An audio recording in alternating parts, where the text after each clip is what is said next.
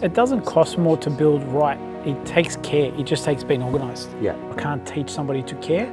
Once they care, it's very easy to give them the technical input. Don't get bullied to a budget. Don't get bullied to use a certain product.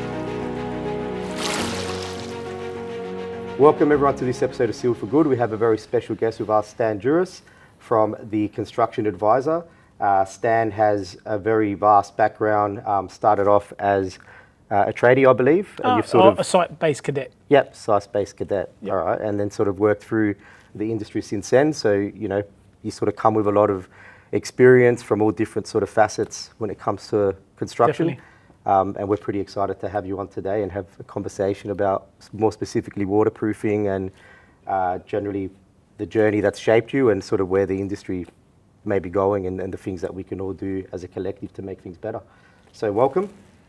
Cheers, Andy. Thank you for having me. No problem. So first of all, I think, you know, if we could start with just a bit of a background and sort of the journey that's brought you to where you are. So I started, site-based cadet on the train station upgrades for the Olympics. And what really got me started thinking about quality is I wrote ITPs and signed them off as an 18-year-old. So no real supervision. We built a lift top to bottom and bottom up. We got to the middle, they missed by a metre. So that really highlighted to me, I guess, the shortcomings. So I left that company who's no longer around and went to Fusion Constructions, who are still around today, very ethical builder, and literally started on the tools on site as a labourer, officially cadet, but really just a leading hand labourer. And worked my way up from leading hand labourer to foreman, site manager, site-based PM, and then in my 30s really became office space. So before then, from scheduling reo, tying reo, placing concrete, doing brick flashings, mixing mud, one of the most torturous jobs I could say I did in my career. Still get anxiety when I hear a brickie hitting the tray and calling for mud. Yeah. And obviously in that a lot of waterproofing, but it didn't really have the consideration I had today. You know, literally here's a bucket, blackjack, go for it. Yeah. You know, water stop and a heat gun, little instruction book, trying to work out how to weld, you know, PVC water stops.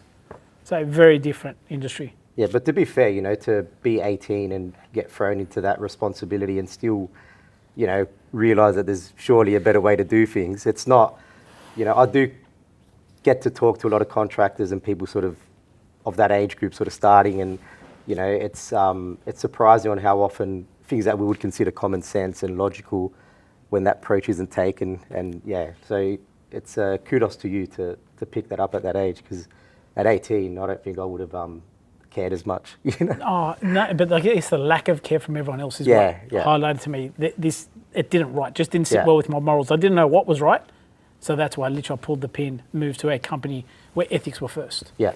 And they really taught me a lot. Just to expand a little bit, Stan, so obviously you've made that turning point.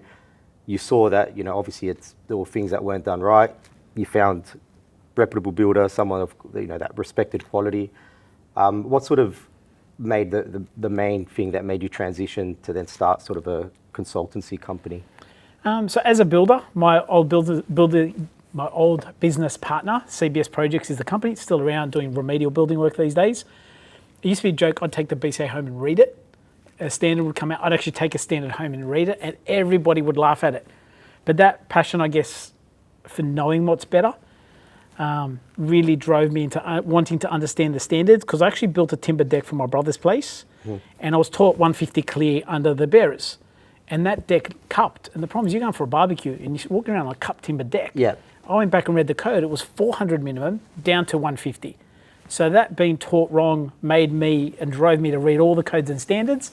And what was a bit of a joke in our building company became this new career. So eventually I just wanted to solely focus on inspiring craftsmanship and quality in the industry, and not even to worry about progress claims, variations, construction programs, deadlines. I can now really just focus on code, standards, compliance, and improvement of the industry. Well, I suppose as well, when, you know, you've got a set of instructions that have been, you know, worked out for you, it's always going to be more efficient than trying to work it on, you know, work it out as you go. And I suppose personally for myself, when I sort of started as an apprentice tiler, you know, I worked with my old man, his practices weren't really aligned with what, you know, the standards were. So same thing, when I worked out, we're having all these headaches, and then there's a standard there that kind of guides you. And the fundamentals are like, you know, when you look at it, when you break down any trade, the fundamentals are always kind of have that same sequence, right? Like it's about preparing, you know, you got to measure things. It's like, you know, quantities, knowing what the job is, understand the application, what you need to use, and then the process of applying those products or constructing that element, right? So, yeah, look, it makes perfect sense once you understand it. But I think, you know, we have come a long way, but we do still often see contractors and builders that struggle to respect what's you know, the code that's there in place, so, you know, the formula to doing things properly. I think people care. That's the biggest thing. I can't teach somebody to care. Once they care, it's very easy to give them the technical input and just to harness what they know, highlight their shortcomings, go off, do a bit of training, GAPP training, find their gaps, you know, and really fill those blanks in and become quality, competent tradesmen. But it just, we need that passion in people. You can't teach people to be passionate and proud of what they do. Yeah, attitude is, it's hard to sort of break someone when they have a particular view. I think we were just discussing it before off camera. You know, if you're not about quality, you know, or you don't care about your reputation, or you don't care about, you know, the asset owner's property, then that's where accountability is so crucial, right? You got to make these guys at least fear something, or that there's going to be consequences for not going down the right channel. So sad, we do need a big whip in construction, otherwise the industry doesn't listen. Yeah. So I suppose leading from that discussion, you know, about understanding standards, knowing that they exist for starters. I think I was talking to another consultant not long ago that was saying when you compare the amount of builders, waterproofers, tilers around the industry and how many times the internal wet area standard has been purchased, like the gap is huge, right? So knowing that they're there is, unfortunately, I think a lot of the time we're still at that starting point. But then I suppose the next part then is understanding how to utilize it and implement it into the construction. So, and that's where sort of, you know, we can talk about the diploma in waterproofing, which I believe you were the first one to complete that new qualification. So if you want to just let Well, it's great. For me, it's a real turning point in the industry because you think fire, structure, water are the biggest defects we see in construction in Australia. Structure, obviously, you have a structural engineer now that oversees it and checks it before it's installed. Fire is improving. There is some fire requirements. Waterproofing was very vague. Most states are not licensed to install it. No design consideration, just a thin black line that often just simply didn't work. So no surprise, bad design. So no consideration really for what, where and how we're putting it in. And no qualification for the guy installing it. It becomes a big problem. So now at least with competent design, we can control the design, we can control the product selection. So really, if all we have to do then is manage the implementation, just roll it out competent, we've solved it. So design is critical because you can't start weak and finish strong. So at least now we've got a chance to start strong. Strong manufacturers, you know, not just to you guys. You guys obviously I do a lot of work with, great product support. In Australia, we're blessed, all the manufacturers have stepped it up. So good design, good product, managing install. That's all we've got to do now. And we can get a quality outcome, which is from an ethical perspective, we have to provide. You know, people take 30-year mortgages out, I say, for these. There's no reason now we can't specify a product that will have a reasonable service life of 30 years. Most membranes, if installed well, under tile, inside or outside, will last. And we shouldn't only be ripping out membranes other than industrial commercial settings. Once the tiles are ugly, you know, you don't like your bathroom, you don't like your balcony from a cosmetic perspective. So I think the diploma waterproof design, once it becomes mainstream, I believe last week it went live on the Master Builders website. So hopefully more people will start adopting it, more states will start adopting it. It will become a respected design discipline, and then it will become a respected trade also. It's not just buy a bucket from whoever and slap it down. You know, respected design, respected install. You know, waterproof is our tradesman. We've got to start thinking about him in that sense. Yeah, well, I completely agree. So again, so bringing it back to like the perspective of Gripset and the work that we do with supporting the end user, a lot of the time the conversations are around that, you know, the components that you're responsible for and what other parties need to be responsible for.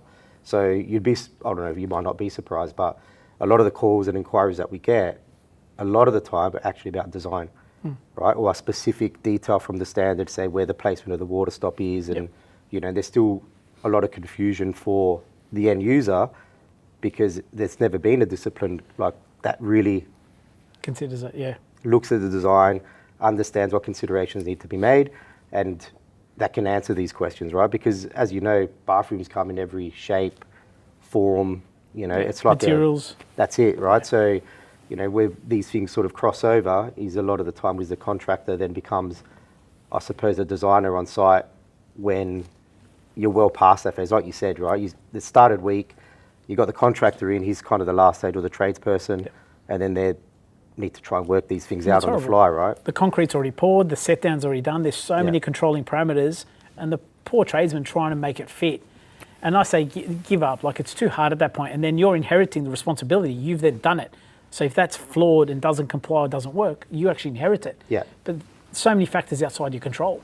Yeah. So I say it shouldn't be by the time the concrete's placed, the design needs to be done. Yeah. Or the timber flooring, the joists are in, the design needs to be considered. Oh, it's too late. There's too many things that are rigid, you just can't solve.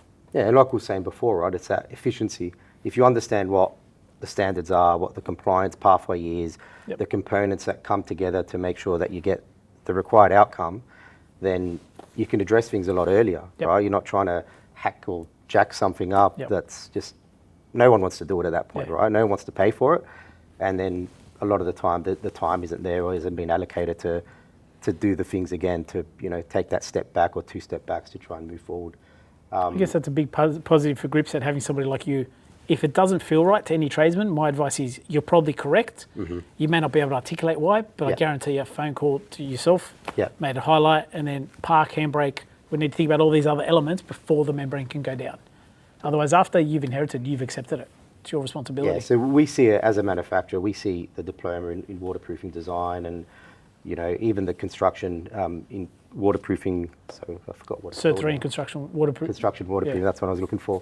As a massive benefit to what we do, right? It complements what we do. So our responsibility, we sort of walk through the production line before, right? Like, there's a lot of R&D that goes into the products.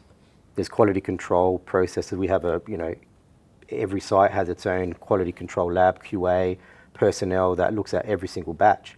So, we work really hard to do our part. And then on top of that, obviously the installation process, making sure that it's clear on what should be done, what products need to be applied, at what rate they need to be applied at. But the frustrating part for us, it didn't matter how much we did in that space, there was always this part that was missing. This component that wasn't discussed enough, wasn't understood. And then, at the end of the day, for me, the main, customer that I service is the end user. So, it was always frustrating not to be able to say, hey, you need to, this is this, but because it's not their job, right? Their job is the application of that product. So, that's great news. And it is. Encourage anyone that's sort of in the industry, you have your Cert 3, it's worth a consideration to look into the diploma and potentially, have that better understanding when it comes to, what's involved in the design of a waterproofing system. Most definitely. So you obviously inspected countless projects. Is there any that sort of come to mind, sort of nightmare situations or a challenge that, might have started off really difficult, but then transitioned into a solid solution, or anything memorable that comes to mind? Yeah, so challenges and failures. The biggest failure that comes to mind, and it's an industry-wide failure, but we've got 6 towers now in Botany. Builders obviously gone bankrupt, builders gone, they've all taken off, and they poured flat slabs, and then they plonk on a hob. And to me, it's just negligent. That flat slab scenario, when I was originally on site, we never poured flat slabs. Your outside was always lower than internal, structurally. And you folded your slab, you bent your Rio, and yes, you may take an extra day in your formwork. But pouring a flat slab, concrete age, it shrinks, you keep going with your form pour cycles. They come back, 6 months later, and they plonk a hob on. And that hob's fresh. And then they membrane that hob, and that hasn't shrunk yet. The bottom slab has shrunk yet. They haven't put a correct bond breaker, and it fails. And it fails almost all the time. As soon as I see a hob, I know we've got, generally I would say, is an unethical builder, because he's really putting that 1 day in program, that small saving profit, ahead of the integrity of that whole building. Because if you've got a set down, you're not relying on the membrane. We're relying on the structure to really separate inside to outside. Otherwise, now that hob's failed, we've got 6 towers. We've got, I think, 8 million or 10 million in remediation. They've got orders on this building, so it means anyone going to sell their unit, as soon as they do a strata search, they know that this building has problems. So people's assets have tanked in value. They can't afford the special levies to fix it. So for me, that's the biggest failure I've seen, in that lack of ethics in delivering something that's a robust product. And it's not that huge a cost, but that real cost and corner cutting mentality that for 20 years thrived in construction in Australia, because I wouldn't say it's New South Wales, I know jobs in Victoria, they're the same detail. So as soon as I see outside higher than inside, because when I say that, you put your tile and screed outside and you put your 20 mil floating floor or your 12 or 18 mil of carpet, you know, outside's retaining water higher than inside. It's just horrible. And I see people with little children and mould in those bedrooms, or elderly. And I've seen a metre high mould in those apartments. And you just think, you would never let your family live in that, but it's okay for somebody else's family to live in it. That real ethical shortcoming for me is the biggest failure I've seen in our industry, and that's a tangible failure, 60 hours. What was the other part? Well, it's sort of the solutions, or you've been in that situation, but there's been able to be a positive resolution negotiated, or where things have been able to be turned around. Yeah, the one job we did manage to solve, we did have a similar failure. So the membrane wasn't upturned on the external wall correctly, water into the internal habitable spaces. The builder was ethical, did write a fairly substantial check. The owners' scope were reasonable and practical, and I do say credit, the chair of the OC was an electrical engineer, so while didn't understand waterproofing, had that very practical mindset. Yeah. So it means we could do quality products, we could provide a quality outcome. Obviously the money paid out was never enough. Mm-hmm.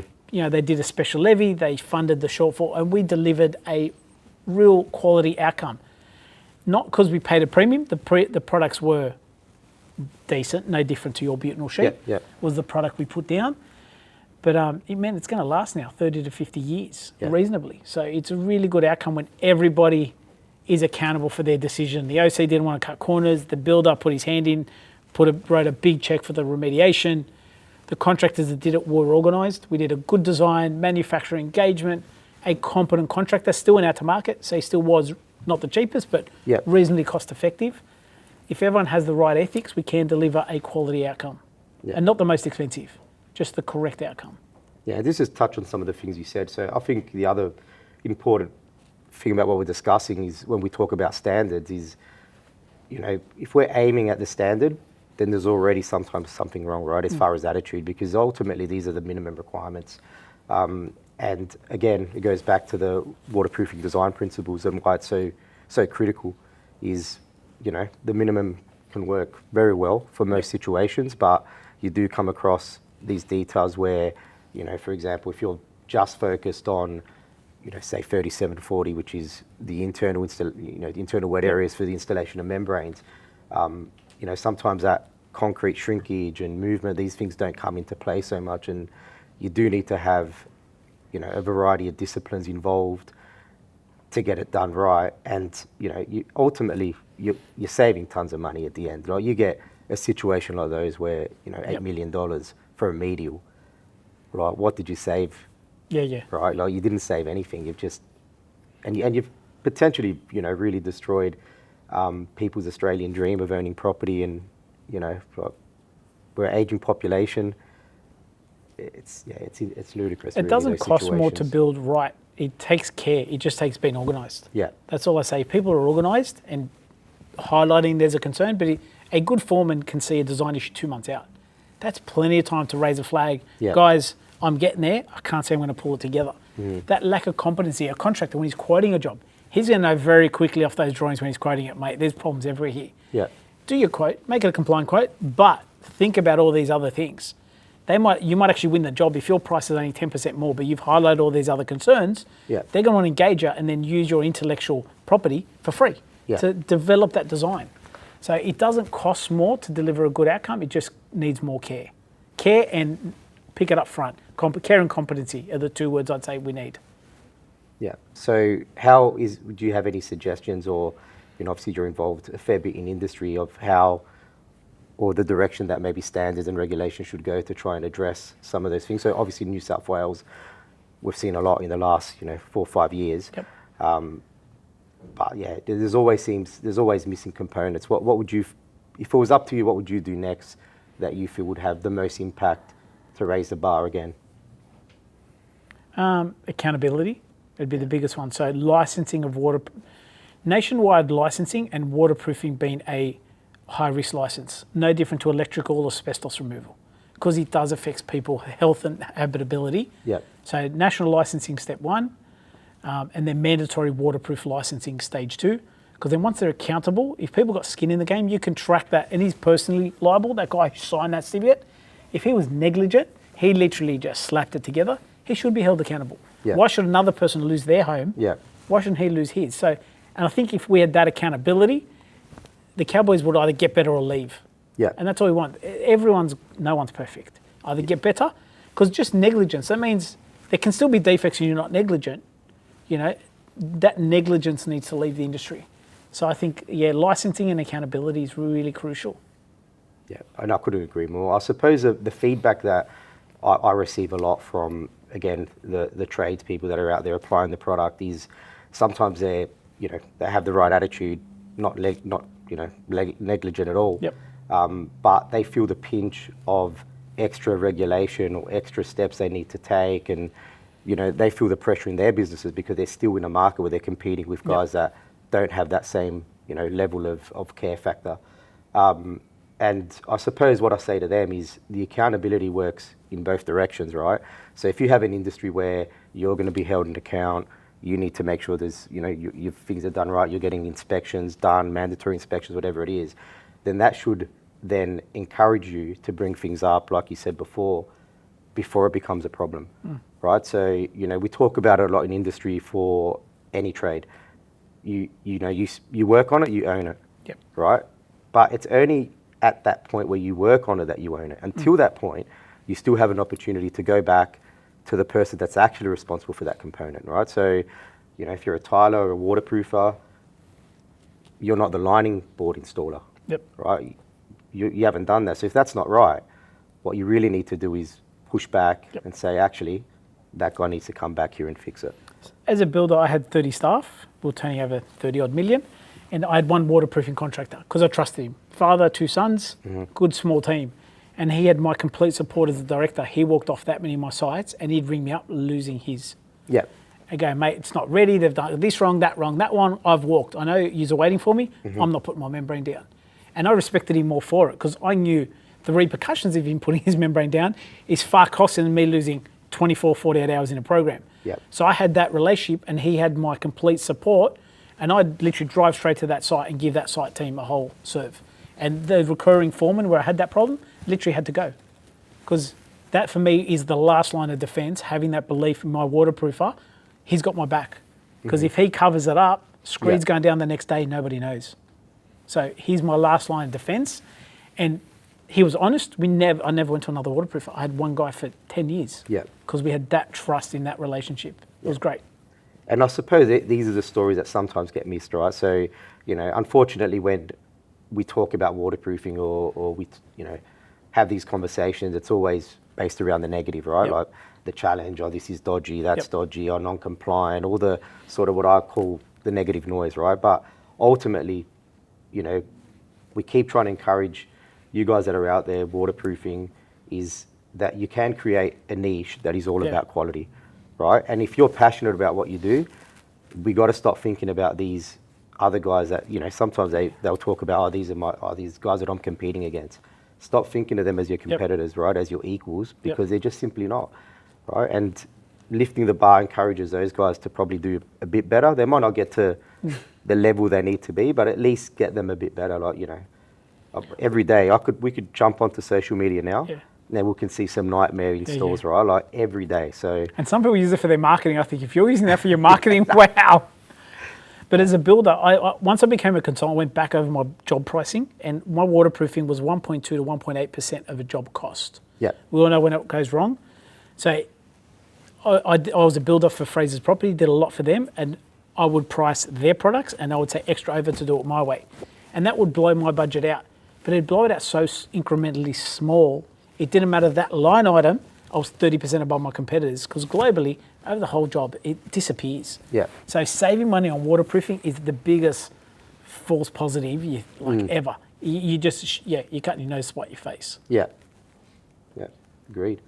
And talking about marketing photos, we got Ben here that's behind the camera, and I know that we sometimes get hammered when, which is an awesome thing, right? Like we'll post contractors work, whatever, and we'll share and we'll tag things, and then we'll just get all these other waterproofers jump on and say, oh, the water stop's not where it needs to be, or, which is fantastic, like it's maybe not fantastic for the guy that we're trying to promote, but, like as far as an industry, I remember when I first started, which wasn't that long ago with Gripset, maybe 6 years ago, whatever it is, and the difference of the amount of quality photos that we have come to us versus 6 years ago, it's insane, right? Like we have so much to choose from now, and it's still, it's still not perfect because, like we discussed, sometimes the detail, the design isn't right, and the guys are trying to do the best they can, and I'm sure we'll get there. But that's one thing that always stands out to me is you're pretty lucky, Ben. You get you got a bigger network of quality guys. It's easier to promote things and show off the products a bit. So we've discussed the training side of things and lifting the bar. So what do you think the future of training sort of looks like? Where should we be spending our resource, or say the contractor sort of next steps, and the builder? Like how do we sort of lift the bar in knowledge base and education?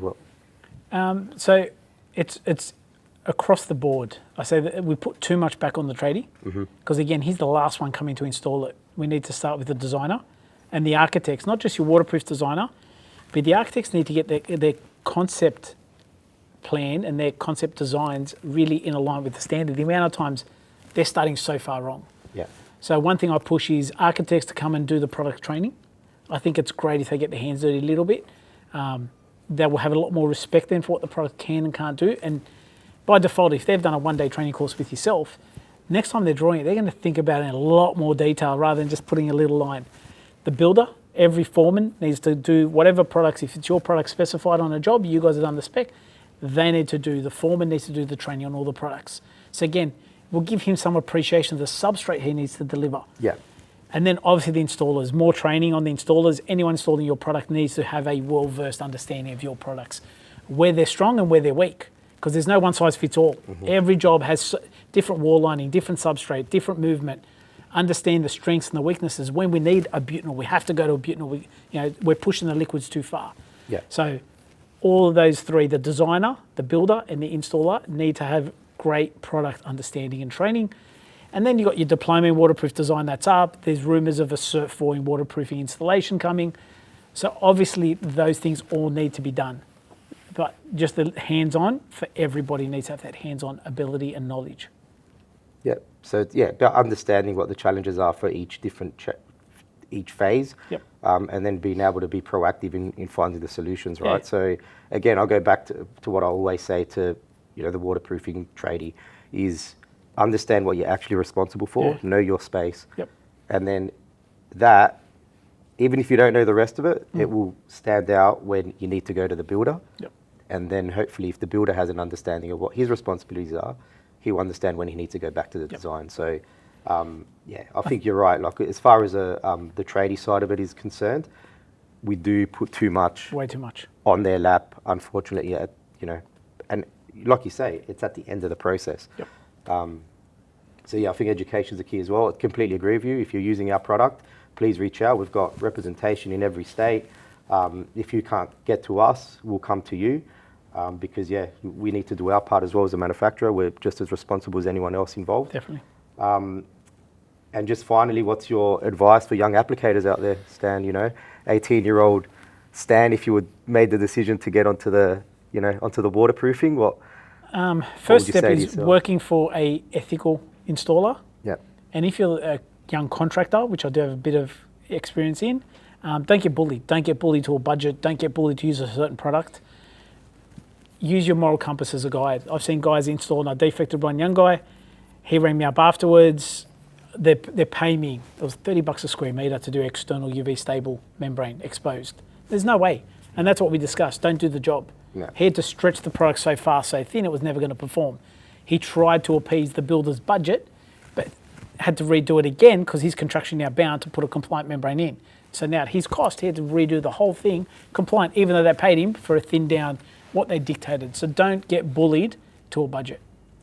That's good advice.